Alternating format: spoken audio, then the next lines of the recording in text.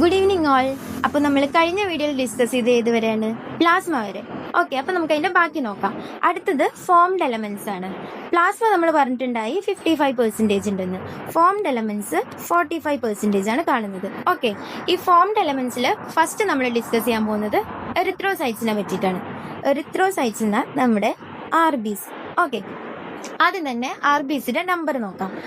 RBCയുടെ number as per NCERT 5 million to 5.5 million per mm³ എന്നാണ് NCERTയിൽ കൊടുത്തിട്ടുള്ളത്. Okay, ഇനി നമുക്ക് ഷേപ്പ് നോക്കാം. എന്താണ് RBCയുടെ ഷേപ്പ്? എല്ലാവർക്കും അറിയാം, ബൈകോൺകേവ് ഷേപ്പാണ് അല്ലേ? ഇനി RBCക്ക് ന്യൂക്ലിയസ് ഉണ്ടോ? ഇല്ല, ന്യൂക്ലിയസ് ഇല്ല. പക്ഷേ ഇമ്മച്വർ ആയിട്ടുള്ള RBCക്ക് ന്യൂക്ലിയസ് ഉണ്ട്. എപ്പോഴാണ് ഈ ന്യൂക്ലിയസ് പോകുന്നത്? മെച്യൂർ ആകുമ്പോഴാണ് ഈ ന്യൂക്ലിയസ് എക്സ്ട്രൂഡ് ആയി പോകുന്നത്.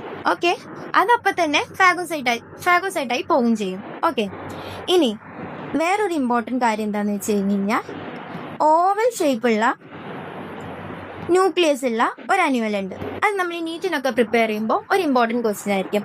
അത് ക്യാമലാണ്. പിന്നെ പറയുമ്പോൾ ക്യാമലിൻ്റെ ഒരു റിലേറ്റീവ് ആയിട്ട് വരുന്ന ലാം, നല്ല ക്യൂട്ടായിട്ടുള്ള അനിമലിൻ്റെ അത്. ഓക്കെ, ഇനി എന്താണ് എന്തുകൊണ്ടാണ് RBCക്ക് ന്യൂക്ലിയസ് ഇല്ലാത്തത്? എന്തായിരിക്കും അതിൻ്റെ റീസൺ? നമുക്കറിയാം, RBCയുടെ മെയിൻ ഡ്യൂട്ടി എന്താ? ഓക്സിജൻ ക്യാരി അല്ലേ?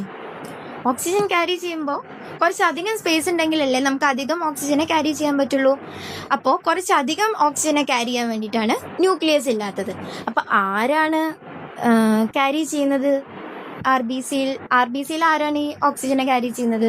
നമ്മുടെ ഏറ്റവും ഇമ്പോർട്ടൻ്റ് ആയിട്ടുള്ള ഹീമോഗ്ലോബിൻ. ഓക്കെ, ഒരു ഹീമോഗ്ലോബിൻ 4 ഓക്സിജനെ ക്യാരി ചെയ്യും. പിന്നെ മെയിനായിട്ട് ഹീമോഗ്ലോബിൻ്റെ ലെവൽ നോക്കണം നമുക്ക്. ബ്ലഡിൽ എത്ര ഉണ്ടാവുന്നത്, എന്താണ് അതിൻ്റെ ഒരു റേഞ്ച് എന്ന്. അപ്പോൾ ഒരു ഹെൽത്തി ആയിട്ടുള്ള ഒരാളിലാണെങ്കിൽ 12 to 16 ആണ് കാണുക. എത്ര? 100 ml ബ്ലഡിൽ 12 to 16 ഗ്രാമാണ് ഹീമോഗ്ലോബിൻ കാണാം. ഓക്കെ, അപ്പോൾ ഇത്രയും കാര്യങ്ങൾ തറവായില്ലേ? അടുത്തത് ഇനി നമുക്ക് 2 ടേംസ് പഠിക്കാം. ഇതും ഇതുപോലെ കോമ്പറ്റേറ്റീവ് എക്സാംസിനൊക്കെ യൂസ്ഫുൾ ആയിരിക്കും. ഒന്നാണ് പോളിസൈത്തീമിയ. പോളിസൈത്തീമിയ എന്ന് പറഞ്ഞാൽ എന്താ? RBCയുടെ കൗണ്ട് അഥവാ എമൗണ്ട് കൂടുന്ന ആ ഒരു സ്റ്റേജിനെ പറയുന്ന പേരാണ് പോളിസൈത്തീമിയ. എറിത്രോപീനിയ. പീനിയ എന്നുള്ള ടേം എവിടെ കേട്ടാലും മനസ്സിലാക്കണം, less.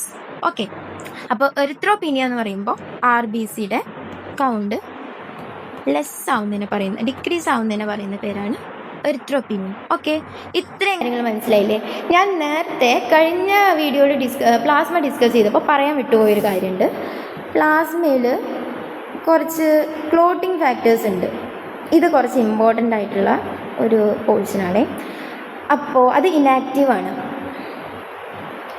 Plasma minus this clotting factor, ഇതിനെന്താ പറയുക? വൺ വേർഡ് ആയിട്ട് എപ്പോഴും ചോദിക്കാനുള്ളൊരു ക്വസ്റ്റ്യനാണ്. ഇതിനെ സെറം എന്നാണ് പറയുക. ഇത് ഇമ്പോർട്ടൻ്റ് ആണ്. അപ്പോൾ പ്ലാസ്മയിൽ നിന്ന് ക്ലോട്ടിംഗ് ഫാക്ടറിനെ മൈനസ് ചെയ്താൽ കിട്ടുന്നതാണ് സെറം. ഓക്കെ, എറിത്രോസൈറ്റ്സ് മനസ്സിലായില്ലേ?